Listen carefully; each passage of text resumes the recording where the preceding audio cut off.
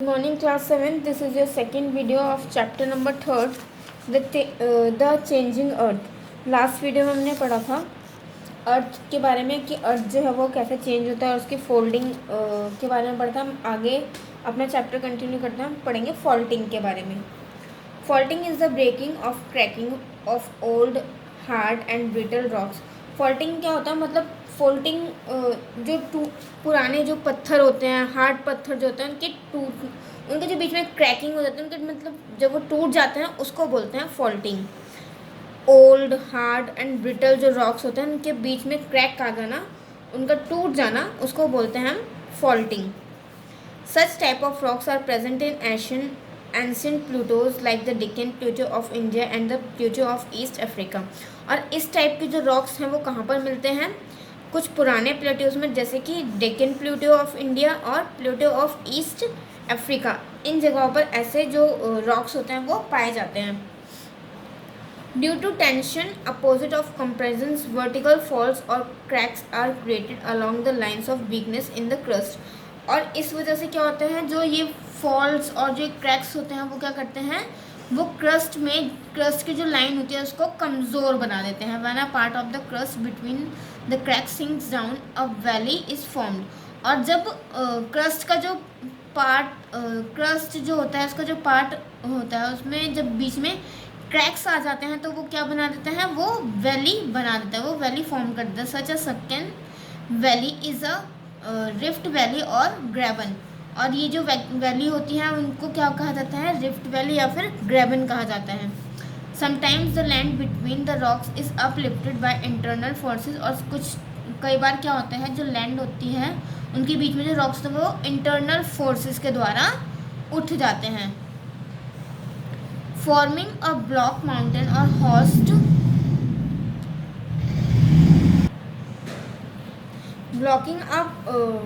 forming a block mountain or host are very good examples of Rift Valley. In India is the Narmada and the Tapi Valley with the Vidya and Satpura ranges standing as the block mountains. और सबसे अच्छा example हमारे India में है rift valley का, वो क्या है, नर्मदा एंड तापी वैलीज, जो कि विंध्या और सतपुरा रेंजेस के साथ ब्लॉक माउंटेन्स के रूप में यहाँ पर खड़ी हुई हैं। आगे हम पढ़ते हैं वॉल्केनोज के बारे में। A volcano is an opening in the earth crust with molten magma और लावा इरप्ट सडनली। आपने सुना होगा वॉल्केनो क्या होता है, मतलब देखा होगा ज्वालामुखी जो होती है वो अर्थ पर कैसे एक कभी भी फट जाती है, वो जो ज्वालामुखी होती है, और उसके अंदर से क्या निकलता है, लावा जो निकलता है, आग निकलती है उसके अंदर से, उसको बोलते हैं lava. This lava accumulates around the vent and forms a conceal hill or a mountain with a funnel shaped depression opening at the top which is known as crater।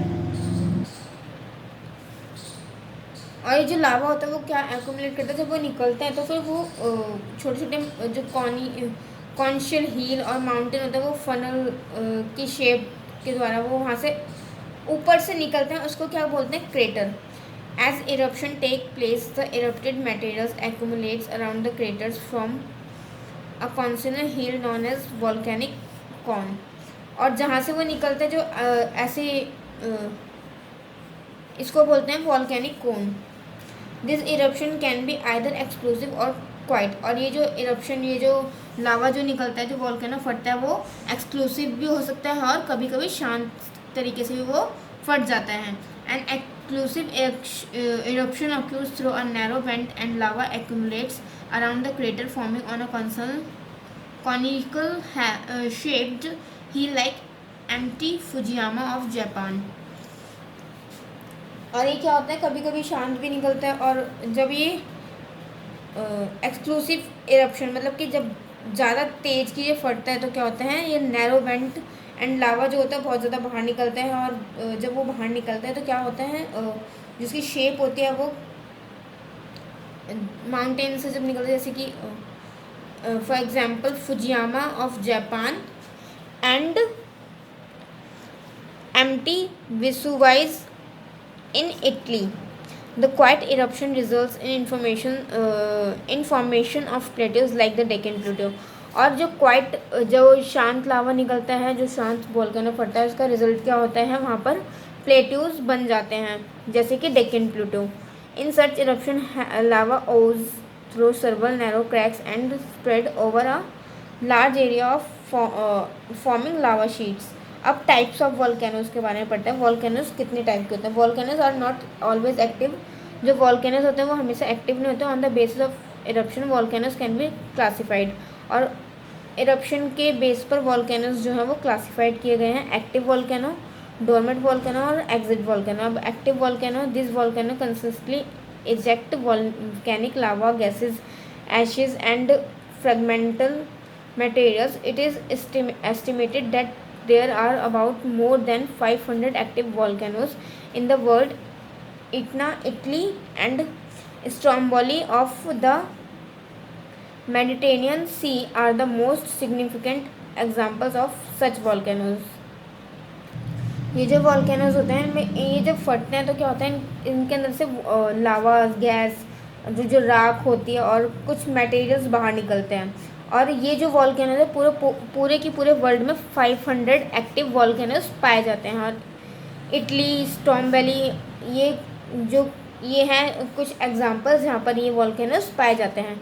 Next, dormant volcanoes. These are very dangerous and violent volcanoes as they remain dormant after their eruption for some time and also there was no indication for future eruptions. और ये वाले जो dormant volcanoes होते हैं, ये वाले जो volcanoes होते हैं बहुत डेंजरस होते हैं और वायलेंट मतलब कि बहुत तेज़ की फटते हैं. और लावा जो होता है बहुत ज़्यादा निकल जाता है और इनका कुछ टाइम नहीं होता है, कभी भी फट जाता है. और फटने के बाद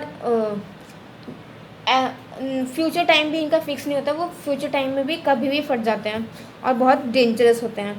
दे erupt very violently all of sudden and cause emergence damage to human health and wealth. और ये जो होते हैं ये फटने के बाद मतलब कि ह्यूमन पे भी इनका बहुत असर पड़ता है, ह्यूमन की हेल्थ पे. जब वॉल्केनोज फटते हैं तो ऑब्वियस सी बात है जब वॉल्केनो फटेगा लावा बाहर निकलेगा और जब वो ग्राउंड पे आएगा तो ह्यूमंस को भी प्रॉब्लम होगी और उनकी जो हेल्थ है वो भी ख़राब होगी और जो पैसे वगैरह होते हैं वो भी सब ख़राब होगा. जैसे कि फॉर एग्ज़ाम्पल क्योंकि जो वॉल्केनोज होते हैं वो बहुत वायलेंटली मतलब बहुत तेज़ी से फटते हैं और जो लावा वगैरह होता है बहुत स्पीडली बाहर आता है.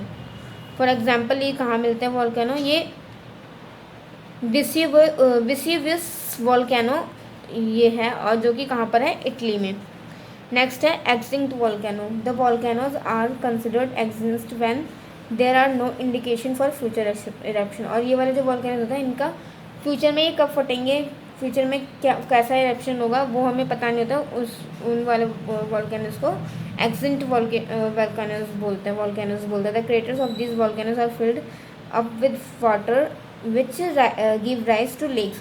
और ये जो वॉल्केनोज होते हैं वो पानी से भरे हुए होते हैं जो कि लेक्स से उठते हैं. जो for example Kuhi Sultan of Iran. और ये वॉल्केनो कहाँ पर है, ईरान में. नेक्स्ट हम पढ़ते हैं अर्थक्वेक. अर्थक्वेक तो आपको पता ही है, भूकंप. The earthquake refers to the passage of vibrating waves on the earth's surface brought about by the natural force. और जो earthquake होता है वो कैसा होता है, मतलब भूकंप जब आता है तो देखा होगा आपने जहाँ पे भी आप लोग बैठे होते हैं वो वहाँ से सब कुछ वाइब्रेट होना शुरू होता है, हिलता है सब कुछ. तब क्या पता चलता है कि ये भूकंप आया जो कि नेचुरल फोर्स के द्वारा अर्थ पर होता है. An earthquake is the result of sudden release of energy in the earth's crust that creates seismic waves. और ये जो होता है ये अर्थक्वेक कब होता है, जब अर्थ क्रस्ट की जो एनर्जी होती है वो क्रिएट करती है सिस्मिक. जब जो एनर्जी होती है वो वहाँ से रिलीज़ होती है तो जो अर्थ का जो क्रस्ट होता है वो एक सिस्मिक वेव प्रोड्यूस करता है जिसकी वजह से भूकंप आता है.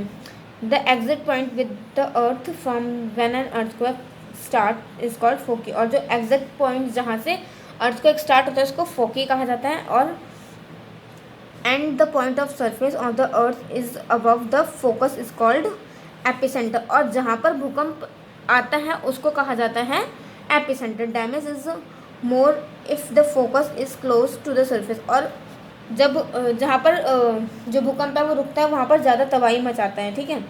If focus is far from the surface little damage take a place because energy has to travel a long way. और जब वो चलता रहता है, मतलब सरफेस से चलता रहता है, तो फिर वो वहाँ पर कम नुकसान पहुँचाता है, क्योंकि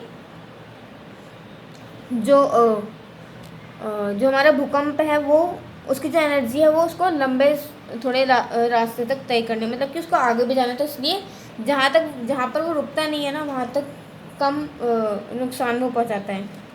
earthquake tremors are recorded by instruments called seismograph. Earthquake के जो ट्रेमर्स होते हैं उसको सिस्मोग्राफ के द्वारा रिकॉर्ड किया जाता है। द मैग्नीट्यूड और intensity of an earthquake is measured by the Richter scale. और इस जो भूकंप होता है वो कितनी तेज़ी से आया, उसकी स्पीड वगैरह को किससे नापते हैं, रिचर्ड स्केल के द्वारा नापा जाता है। The numbers of this scale range from 0 to 9। और इसके जो स्केल का जो नंबर होता है वो कहाँ तक होते हैं, 0 से लेकर 9 तक। Earthquakes of magnitude 7 and above are very destructive and cause heavy damage to life and property. और अर्थक्वेक जो होता है वो मतलब भूकंप आता है तो फिर सब कुछ तहस नहस हो जाता है, और ये क्या करता है लोगों। और भूकंप में जब बहुत ज़्यादा तेज़ आता है भूकंप, तो बहुत ज़्यादा लोग भी मर जाते हैं, उनकी जो घर वगैरह जो भी होते हैं वो सब तहस नहस हो जाते हैं।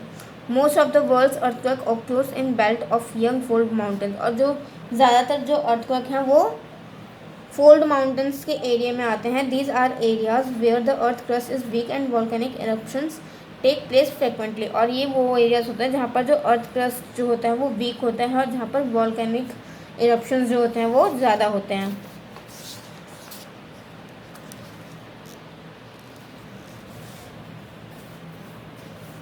The two major earthquake front belt of the world are Kurzem Pacific Belt, a circular belt around the Pacific Ocean, and Mid-World Mountain Belt extending from East Europe right up to China, passing through Central Asia, Pakistan and India।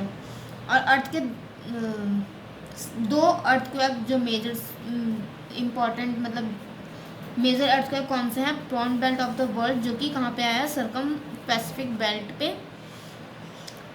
A circular belt around the Pacific Ocean, and mid world mountain belt extending from east जो कि east से गया कहाँ तक, Europe right to China, passing through Central Asia, Pakistan and India. ये जो थे सबसे बड़े अर्थक्वेक थे।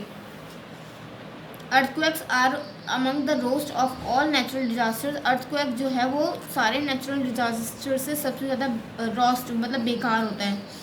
And the loss of man and material is generally very high. और इसमें जो लोगों का और जो उनके सामानों का, उनके घर जो भी होता है उनका, उसमें सबसे ज़्यादा लॉस होता है उनका, बहुत हाई लेवल पर उनका लॉस होता है। They cause the surface of the earth to shake and even to crack open or subside in places. और ये क्या होता है, अर्थ को पूरा शेक कर देता है, और जो भी सामान होते हैं वो हिल अपने जगह से तहस नहस हो जाते हैं। Building, collapse, rivers change course, transport, power supply, light, water supply line get cut. और क्या होता है कि जो रिवर्स को रिवर का जो रास्ता होता है, बिल्डिंग जो होते हैं वो सब टूट फूट जाते हैं, अपना रास्ता चेंज कर देते हैं। और जो पावर सप्लाई और वाटर सप्लाई होता है वो कट जाता है, और जो गैस लाइन होती है वो टूट जाती है, जिसका रिजल्ट क्या हो सकता है कि फायर, आग भी लग सकती है। और earthquake under the sea can cause tsunamis. और अगर समुद्र के अंदर अर्थक्वेक आता है तो उसको क्या कहा जाता है, सुनामी। जाइंट वेव्स जो क्रिएट होते हैं उसको कहा जाता है सुनामी। क्लास आपका चैप्टर यहीं पे फिनिश होता है।